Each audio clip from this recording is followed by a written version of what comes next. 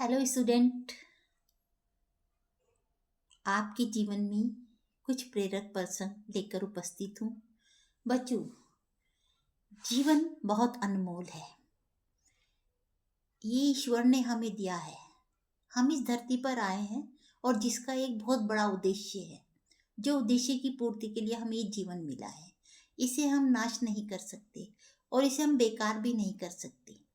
बच्चा छोटा होता है, छोटे से लेकर बड़ा होता है। माता पिता, घर वाले, समाज वाले सब उसके जन्म से खुशी होते हैं और उससे कुछ उम्मीदें करते हैं। तो वो किसी से उम्मीदें करते हैं, लोग उससे उम्मीद करते हैं।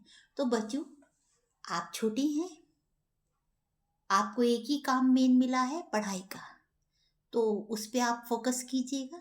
वैसे तो आपके घर में छोटे बड़े सभी आपको समझाते होंगे, आपके गुरुजन सब आपको बताते होंगे कि इस विषय में आप विशेष रूप से ध्यान दें, इसमें ज़्यादा पढ़ें, इसमें प्रैक्टिस ज़्यादा की ज़रूरत है या कुछ है। और कुछ होंगे जो आपकी तारीफ भी करते होंगे। तो बच्चों, हर बच्चा यूनिक है, अलग है। हम किसी को किसी से कंपैरिजन नहीं कर सकते, क्योंकि ईश्वर ने हमें बनाया है तो कुछ विशेष ही बनाया है। हम सब खास हैं, आम नहीं है। तो सबसे पहले तो आप अपने पर ध्यान दीजिए कि आप स्पेशल हैं। आपके जैसा कोई भी नहीं है। कुछ जल्दी सीख जाते हैं, कुछ थोड़ा देर से सीख जाते हैं, लेकिन सीखते तो सब हैं, बढ़ते सभी हैं, है ना। कछुआ भी रेस में जीती गया था खरगोश से, आपने वो कहानी सुनी ही होगी। तो आपको निराश होने की आवश्यकता नहीं है, बस आप अपना कर्तव्य करते जाइएगा। थोड़ी मस्ती भी जरूरी है, लेकिन जैसे जैसे आपके एग्ज़ाम आते हैं तो वैसे वैसे आपकी थोड़ी मस्ती कम हो जाए और पढ़ाई ज़्यादा हो जाए, है ना। जब एग्ज़ाम समाप्त हो जाए तो आप फिर मस्ती कर सकते हैं, लेकिन हर समय में आपको अपनी ड्यूटी तो निभानी पड़ती है। जैसे जैसे आपकी एज बढ़ती जाती है, वैसे वैसे आपकी जिम्मेदारी बढ़ती जाती है। तो यही अवस्था है जिसमें आप पढ़ाई पे ज़्यादा फोकस कर सकते हैं। मैं विद्यार्थी जीवन की ही बात करती हूँ। ज़्यादा बड़ी बातें तो नहीं है, क्योंकि बहुत भाषण आप सुनते होंगे और आप बोर भी हो जाते होंगे और कभी कभी नाराज़ भी हो जाते होंगे। ठीक है, नाराज़ हो जाइए, आपका अधिकार है।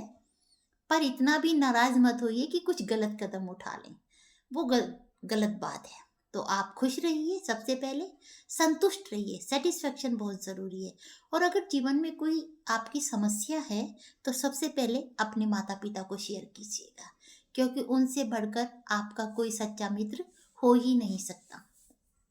आप उनके अंश हैं, उन्हें आप पर प्राउड है और आपको अपने माता पिता पर प्राउड है।